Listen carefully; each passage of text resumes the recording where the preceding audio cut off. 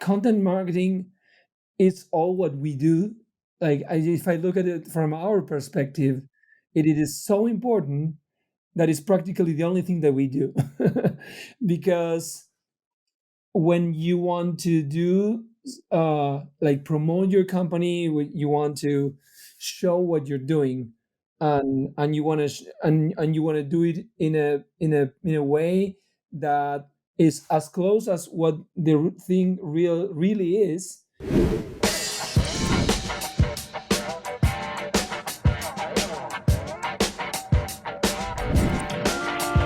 All right. Well, thank you so much for joining us here on the Wisenetix Podcast. My name is Daryl. I am your host today, and a lot of the time, actually. Today, I've got an amazing guest with us. He's from Cattler. He's got an amazing story. It's Ignacio, and I'm sure I will butcher your last name, so I won't do that. He's the CEO and founder over there. Ignacio, how are you doing today, my friend? Fine, thank you very much. I'm happy to be here and happy to say hello to anybody listening. Thanks. Awesome. Well, we're super happy to have you here, and I've had a great time chatting with you before we even got to recording here. But tell us a little bit about yourself, Ignacio. So, what can I say? I'm from Argentina originally. I have my background is in farming on one end, and in tech on the other end, and in economics in the other end. So I'm kind of a mixture of different things. I've been living in Argentina and in several countries. I don't know, several years before coming into the US, which is where I live now since Mhm. 2018. And I'm the founder of Cattler, which is my current company, and I have done a lot of things along the way.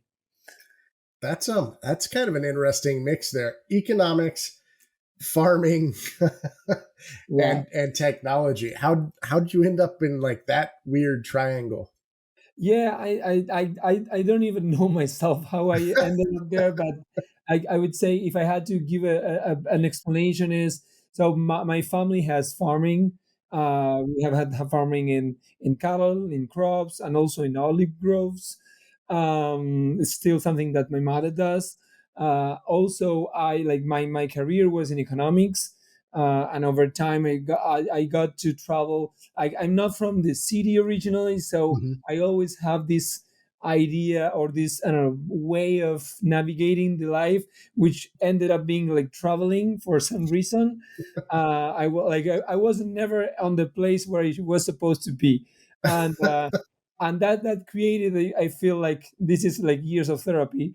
That created this like mixed feeling between like the I don't know, the fact that I love being in the farm Mhm. environment, and at the same time I love innovation, and but that was always kind of split up in two different worlds. So I think that over time I ended up uh, turning myself into somebody that does something to merge those different worlds, if it makes sense. Yeah, yeah, it totally does, and that's pretty awesome. It's kind of like a little oil and vinegar, but you shake it together and you got yourself something pretty special.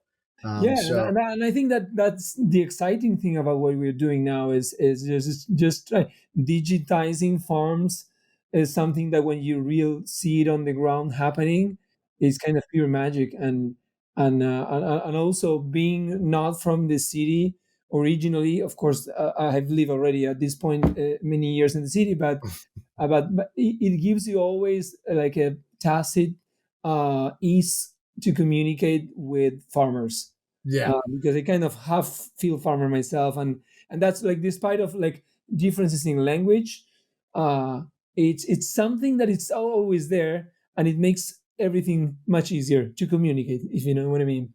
yeah, yeah. It's part of us, right? So that's pretty cool. I love your story. I'm really excited for everyone to hear it as well. But everyone gets asked these next two questions as well, Ignacio. So, Mhm. what would you say are your top three achievements, and what did you learn from those experiences?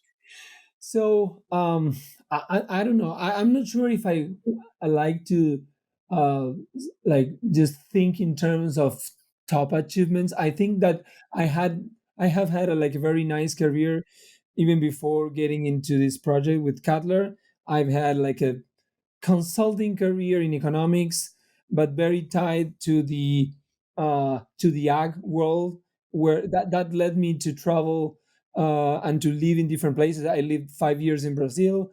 I lived 1 year in Colombia, 1 year in Chile, and I think that what I'm most proud of in that sense is that I got to understand a lot of different points of view, a lot of different spaces, and that also went along with having to travel to the U.S. and Europe a lot for to make like these benchmarking trips, and I think that I think I like to think that I have a good sense of how many different cultures and in particular farmers think, and that gives you a lot of empathy, uh, and I don't know, you get to understand also how different production systems work, and I think that's part of what allowed me to get to the U.S.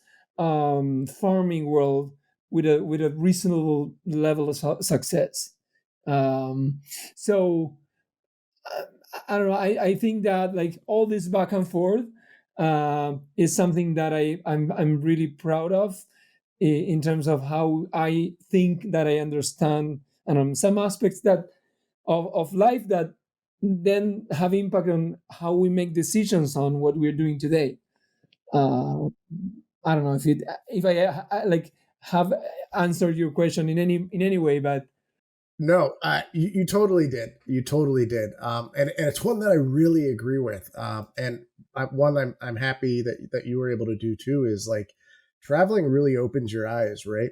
Because you can see um, the what's going on not just in your bubble, and you get more viewpoints that way, right? And that kind of makes you, I feel like, a more round person. And it sounds like that's what you took from it.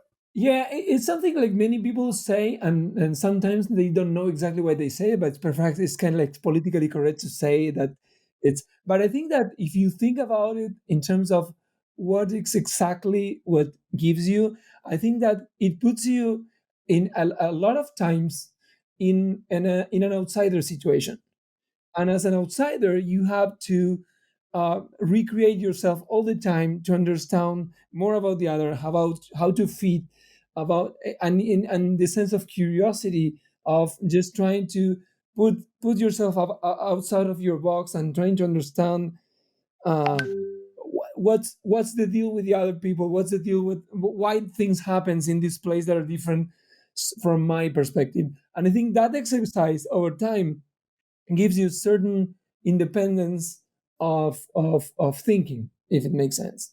uh I don't know, that's I like just for me it's just I enjoy it a lot, and I feel at home in a lot of different places. That's awesome. That's awesome. So I'm glad you feel at home at a lot of places. I like to feel at home too, but I love that entire story.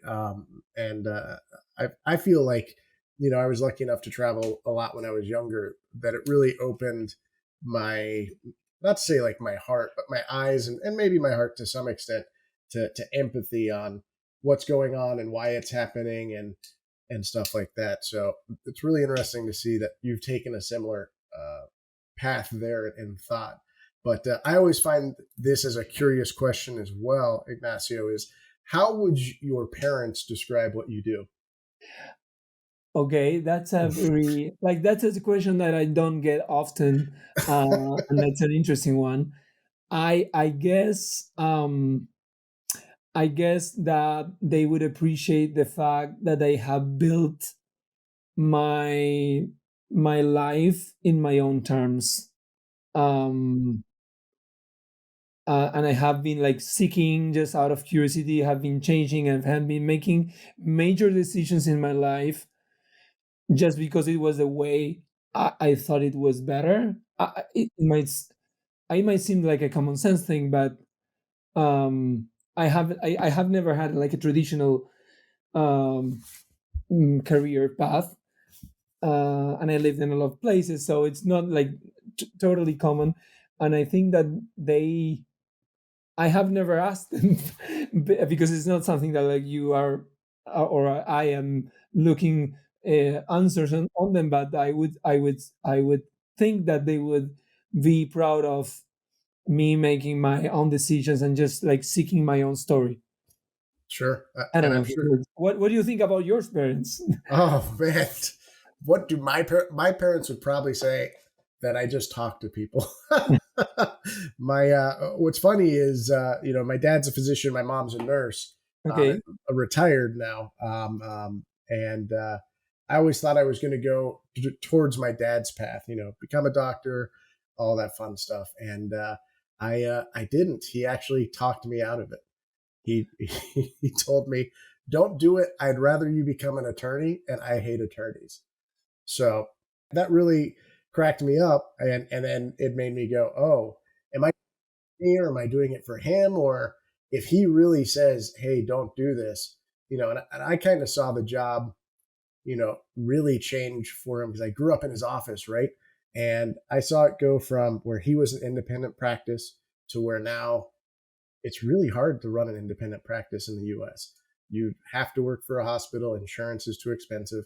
And I saw it kind of like breaking him. And I guess he wanted that not to happen to me. But Yeah, I understand, and I like empathize a lot with that because I think it's like a very big turning. It must have been a very strong turning point in your life, because it was also for me. I also grew up, and I began to study architecture as my father, and I would spend hours at his office, at his studio, and then like other factors also set me out away from that. Like I like architecture, but I don't want to be an architect. Like yeah, that feeling. yeah, Uh, and my mother also, she's a lawyer, and she said like the same thing that you're telling me about your father. Like, just don't do this. This is too boring. Just do your thing. yeah, yeah. In fact, I just to see if I would even entertain it, I worked for an attorney for about 6 months, and every attorney in that office was like, "Look, law school, amazing. Being an attorney, the worst. Don't do it." And I was like, "Okay, that's a thing. We're not going to do that." Exactly, exactly. I hear you. So Absolutely. that's kind of awesome. I'm glad we kind of have that connect point because I totally understand what happened with you, and I think you probably totally understand what happened to me too, and Mhm. probably really pivotal in both of our lives. Um, Yeah, absolutely, absolutely. And that's a moment in time where you don't know exactly what some people I think have the benefit of knowing right on, like early in their life what they want. Sometimes when you want to do something that is not like super put in a certain box, and it rings from many different places, like I'm guessing your career and definitely my career, it is sometimes it's very difficult to define it. And you don't it's not easy because sometimes there's no like there might be tangential like careers or studies for that, but it's not exactly that. And that takes you time, and sometimes when you're 17, 18, or 19, you're not really emotionally prepared to make that decision. And and yeah, and that's a heavy load. yeah, it's about the journey, right? It's about the Absolutely. journey, and we certainly have had some interesting ones, but kind of getting a little back on track here. I've got an interesting marketing question for you. Yeah. And what are your thoughts, Ignacio, on like content marketing specifically, and how you see its differences compared to your traditional marketing like print and stuff like that? So um I think that content marketing is all what we do. Like, if I look at it from our perspective, it is so important that it's practically the only thing that we do. Because when you want to do like promote your company, you want to show what you're doing, and you want to and you want to do it in a way that is as close as what the thing really is, and you're just giving more snapshots of what really is. Now, how our user uh, interacts with our product, how it looks like. So I think that the good thing about the new ways to do marketing, like digital marketing, and by so focused on content, is that gives you a lot of plasticity and flexibility to show many different standpoints, from the storyline, from the experience of the user, testimonials, and everything. What you're doing, what is your mission, what is, you don't have to express it so explicitly, you can just show it uh, in different ways. So I think I'm not a specialist in marketing, but I guess that traditional marketing is focused more on the product, in the description of the product, and the content focuses more on what's the experience, what are the values behind that, who is doing this, and so I content marketing for us is all. I, yeah, there's one thing that you said there that really hit me was the that you can show what you're doing instead of having to like explicitly tell them like, hey, this is a cereal, right? You can say, hey, we're Cattler, and show them Cattler at work. And we're big on content marketing here too, and it's the future, right? That's what people engage in now. Hmm. Not to say traditional is dead, but it certainly doesn't have the same, I think, role as it used to. Uh, Yeah, absolutely, absolutely. we do a lot of technical content here at Wisenetix, but for your side, do you think producing and sharing technical content is important for your brand's positioning? I think that like it is important in the proper context. Uh, I think it is a moment where you want to show this, and of course it depends on the audience. So it is something that you need to distribute across different segments of people that are consuming that information. But it's just going too far on that sometimes is counterproducing. Mm-hmm. Um, so it is, I think I would say it's just a part of the pie. The pie is definitely larger, but Yeah, it's very important to be accurate and be very concise when you're doing it. uh like focus on the technical parts. right. Yeah, that makes sense. It's all part of balance. Yeah, absolutely. I think that in the wide picture, I communication is much more than your product, that much more than the specific details about your product. It's Mm-hmm. about a lot of things, and the product, it's just one part of your puzzle. But people will engage with who you are, will engage with why you are doing what you're doing, and potentially, if they know enough about you, in your capacity of doing other cool things down the road. So that's not about the product. This product is Right. just a piece of that puzzle. Right. And I love your analogy there. It's like a piece of the pie, a piece of the puzzle, because you're absolutely right. Kind of building on that, how do you build authority and thought leadership in the marketplace? So I think, following what, like, one of your questions, we just show what we do, and we try to show it consistently. We try to, of course, you want to show news because you want to show the world that you're onto something, and you have building blocks. Of course, then you will um, add some other accessories that are important and complete the idea of what your value proposition is. But it's basically about showing things, showing content, and I think that if you don't disappear as a company, and then what you are posting is somewhat similar to what the reality of the market is telling, that consistency, well, you will naturally build authority over time. That's awesome. You're really good at picking out stuff that like hits me, right? So the consistency part, consistency is such a big thing in life in general. you just consistent in being in front of the marketplace, going to the gym consistently, not eating, a bowl of ice cream every night consistently. Yeah, It, yeah, it all leads to success. And that's a really good string to pluck there.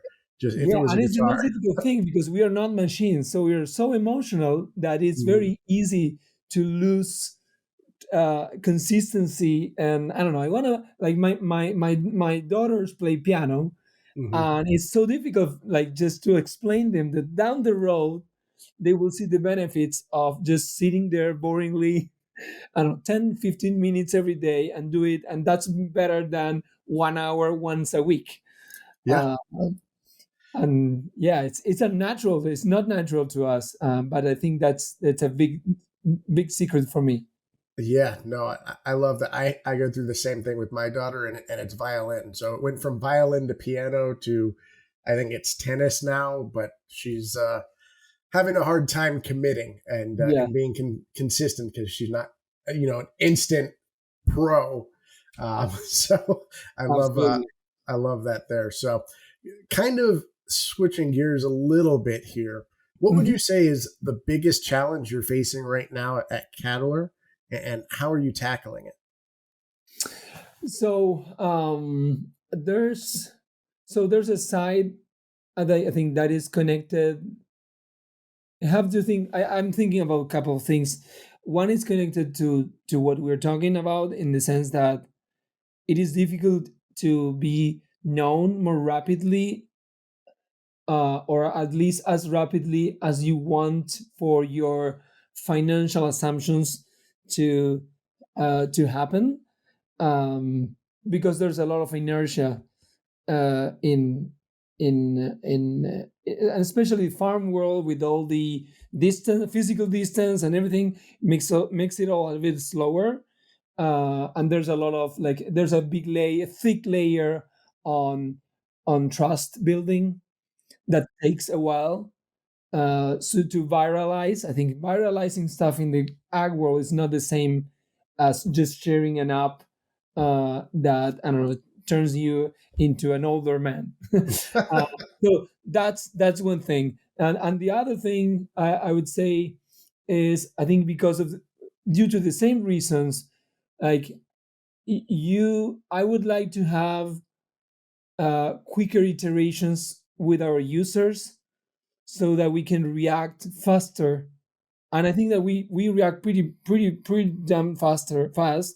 But you need to be faster because building a product is a, as I see it today, from the if I look at my last year, is a process um, where you're all the time breaking things apart and rebuilding them and just improving them iteratively. And the more farmers you know, like the more feedback you have, and perhaps in 6 months I would have done different something that I'm doing now because I have a less of a customer base than in 6 months. So I think that's like the challenge of being uh, like standard enough and custom enough. It's a very thin balance that is not always easy to uh, to um, to to solve, and that's our like daily thing. What's that's the most difficult and also the most exciting thing about what we're doing. Just trying to iterate and make as quick as possible the most the best the best product possible, and the most appropriate for many different situations. So it's every day. It's I don't know. This 10 guys love this. These 4 guys don't love this. How we change this without affecting the other 10. So there's all this back and forth all the time, and that's how we spend like I don't know a good part of the day. Sounds like a tech company to me, Yeah, Ignacio. yeah, But I mean, that's certainly a challenge, especially as a relatively newer company and newer in the tech space and in ag. So you're going to have that that like, oh yeah, Joe loves it, but Susie is not on board with this. How do we fix it without breaking it, right? Exactly. Exactly. So I've been there in a tech company. I know what it's like. Really? So, oh yeah, so I understand what you're going through, believe it or not. Okay. So that is certainly a challenge. And if anyone listening has not worked for a tech company or knows anything about coding, you can change a few things and they'll break everything. So it's really a tough thing to do. Um, Yeah, I agree. so Absolutely. props to you guys for that. But moving to a little more kind of like weird personal questions and stuff like Yeah. that. In your opinion, what is a important personality trait or even like a strength that someone would need to actually have to be successful in your position? Um. Probably a very common one, and I think is a very true is being persistent. Um, try not to like try not to die along the way. Die as a company. I mean, um, but you need to work a lot. You need to be creative because otherwise, like you don't have anything to create. You need to have hard stomach for the difficult times. Um, and also you need to be self-aware enough so that when you're uh, messing up, you're not so close to understand that. So like we had this pivot in 2020. We began more as a AI um, imaging uh, hardware company, and at certain point we realized that we noticed that like that was going anywhere because we were just a feature and we were missing out on the real problem to solve. And if you're not prepared to hear those signals to capture them, you're gonna lose a lot of time and money and effort and energy, because you're just like, I don't know, convinced that it's only that way. So Right. it's how to be persistent, but at the same time aware that sometimes you just need to change. Sometimes you need that spidey sense. Um, and I'm glad that you saw that and were able to do it. Very interesting pivot, and I like what you said about being a feature. Sometimes I found, from talking for several CEOs and in my own life, that sometimes we focus a lot on the product or the feature, and it's not a business, right? It's just that, and so we have to find a way to make a business around it. Um, Yeah, absolutely. Yeah, like when you fall into a gadget, and then there's no market enough, or there's like it's always right in front of you, but you need to understand the signals, and that's the difficult thing, as obvious as it might seem. But there's a ton of startups that fail because they have just not uh, they haven't been accurate on what's the problem that they have to solve. yeah, They're in love, what's they're in love with the product, but not like with the solution, if you know Yeah, what what's the saying? It's like there's 1,000 great ideas, and none of them get there, or something like that. Or it's I I mean, just think about it. There's probably a great idea that everybody has at some point, or multiple, and it just never happens. And I think that points to exactly what you just said: being persistent, having a hard stomach, wanting and doing the work, and then being self-aware so that you can do that. So you're like right on the mark there, Ignacio. Okay, I hope I live up by those. Like in reality, I like to think that I live by those principles. Time will tell. We can all try, right? Yeah, time will tell. uh, did you always want to be a CEO or found your own company or anything like that? I had many years that I just wanted to do creative things. I wanted to be an artist at some point, a musician. I wanted to be like when you distillate, you begin to see that I wanted to be part of projects which involve creative stuff, and that I was in a position where I could make decisions on that. Uh, but then just life like gives you different scenarios where you can uh, rehearse some parts of that, and then at some point, if you're lucky as I am, you end up having the project that represents at least most of your deep desires. And I think that this project in particular represents many of my desires of being an entrepreneur, being doing creative stuff, doing innovation stuff, being in contact with the farm world. So that's the thing on my experience. Yeah. Yeah, no, it definitely like checks a few of your boxes. Like the strangest way to end up in that strange triangle of experiences that you have. But I always just find this next question pretty interesting because I know when I get my best work done. But what Okay. time of the day do you get your best work done? Early in the morning. I like to. I have been always an early bird. Um, I discovered that my wife cannot wake up before 7 a.m.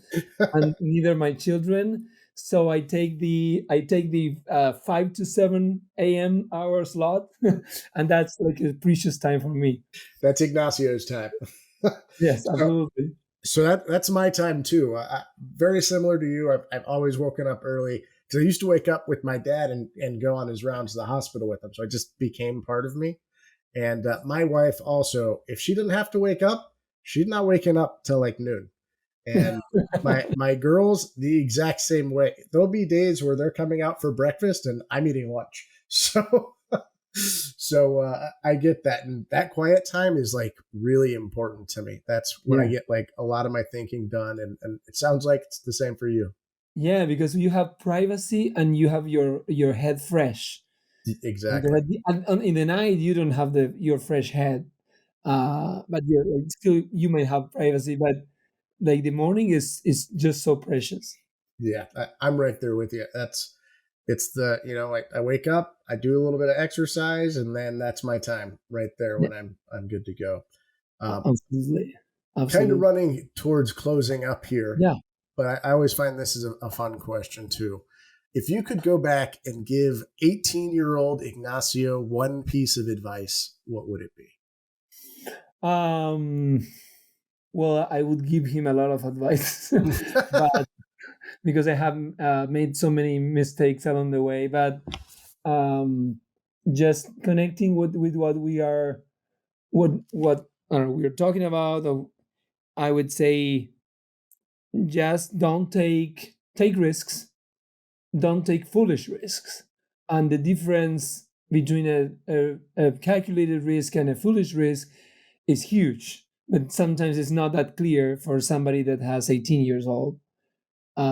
So I think that a little bit of discipline on how first recognize what is a unnecessary risk, and a very desirable risk. I think it's like I think at 18 and when you're young, you have to take risks, Right.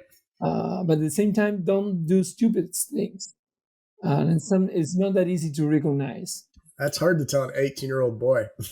Yeah, yeah, and I would probably spend a little bit more time if they allow me, trying to help him on what's a stupid risk and what's not a stupid risk.